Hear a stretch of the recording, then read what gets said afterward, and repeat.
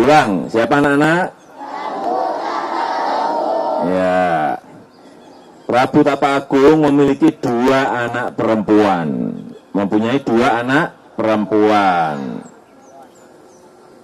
Yang sulung namanya, yang gede namanya Purbararang. Siapa anak-anak?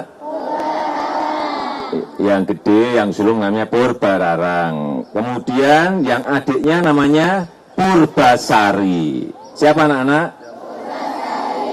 Yang gede namanya siapa? Yang adiknya namanya? Ya.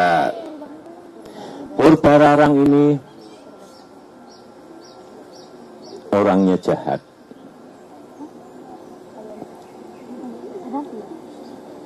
Mudah iri. Mudah iri. Serakah dan juga malas. Tahu malas? Tahu malas? Nah, ini Purbararang. Kalau yang satunya, adiknya Purbasari. Adiknya ini baik hati, jujur, suka menolong, rajin belajar, rajin bekerja. Ini namanya Purbasari.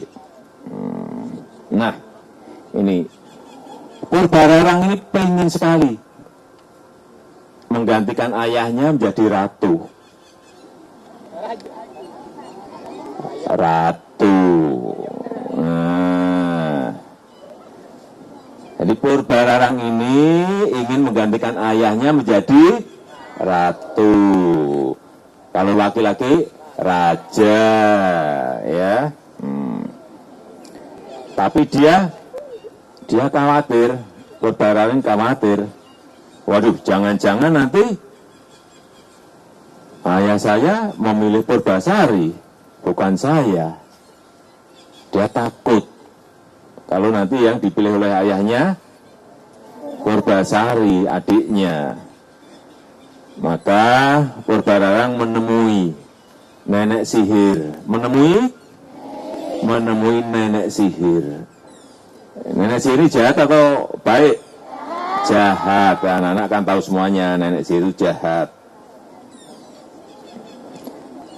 Dan nenek sihir membuat Purbasari yang cantik itu dibuat jelek wajahnya. Sebelumnya cantik, kemudian dibuat jelek. Kulitnya jadi toto semuanya, hitam-hitam itu semuanya. Jadi jelek. Purbasari jadi jelek. Karena dianggap Purbasari ini mempunyai penyakit, takut semuanya ketularan, kemudian Purbasari diusir dan dibuang ke hutan. Diusir dari kerajaan, kemudian dibuang ke hutan. Nah, saat di hutan Purbasari kemudian berteman dengan binatang-binatang, hewan-hewan yang ada di hutan. Di hutan ada apa saja? Coba sebutkan. Ada monyet, ada harimau, ada singa, ada burung, ada gajah, ada serigala. Nah, anak-anak pintar semuanya. Jadi Purbasari berteman dengan banyak binatang, banyak hewan berteman. Tetapi yang paling dia sayangi adalah seorang monyet. Nah, tahu monyet? Apa monyet itu? Monyet makannya apa? Monyet makannya apa? Monyet makannya pisang mau, kacang juga mau, buah-buahan juga mau, ya. Dan dia diberi nama, monyet itu diberi nama Lutung Kasarung, yang artinya adalah monyet tersesat. Jadi lutung kasarung kalau diterjemahkan ke bahasa Indonesia, monyet tersesat. Karena monyet ini sering menghilang dan masuk ke tengah hutan, sering tersesat. Jadi lutung kasarung. Pada suatu hari lutung kasarung mengajak Purbasari untuk mandi di telaga, di tengah hutan. Mandi di telaga, di tengah hutan. Mandi Purbasari. Dan setelah mandi, ajaib. Sihir yang menimpa Purbasari ini hilang semuanya.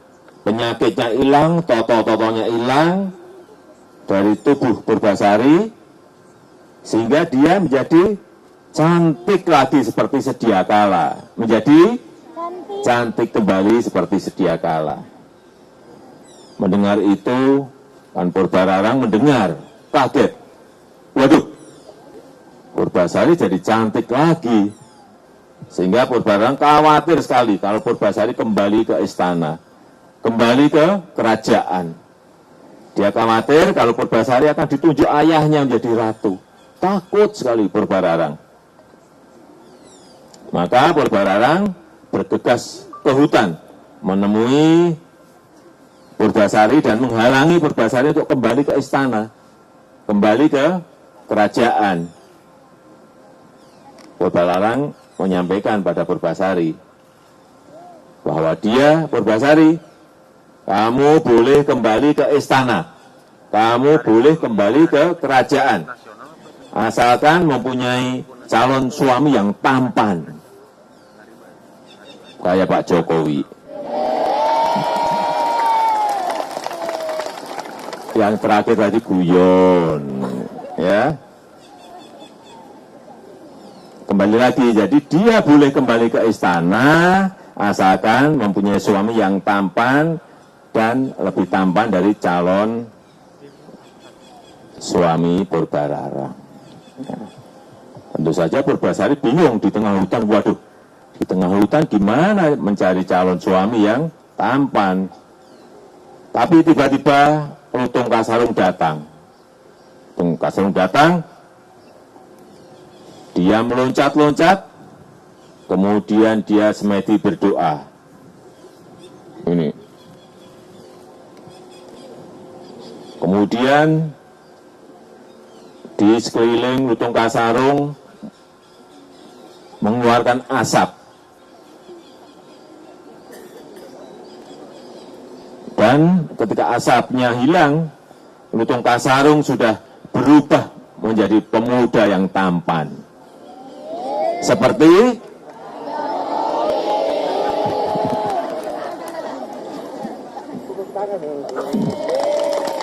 ya, jadi lutung kasarungnya tadi berubah menjadi pemuda yang tampan. Akhirnya Purbararang mengaku kalah. Dan dia meminta maaf kepada adiknya Purbasari. Ini Purbararang meminta maaf kepada adiknya Purbasari. Dan akhirnya mereka bersama-sama kembali ke istana, menemui ayahnya Prabu Tapaagung.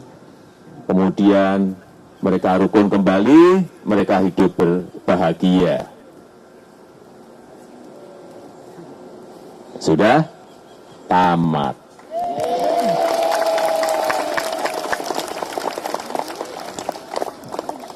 Jadi anak-anak, cita-cita itu ya saya titip. Kalau mengejar cita-cita itu harus bekerja keras, harus rajin belajar, ya. Jangan senang curang, tidak boleh. Jangan suka menghina orang lain. Tidak boleh. Tidak boleh menjelekkan teman. Tidak boleh. Harus suka menolong teman. Ya, itu anak-anak yang bisa saya sampaikan pada sore hari ini. Dongeng mengenai lutung kasarung. Sekarang pertanyaan saya. Ya. Sekarang pertanyaan.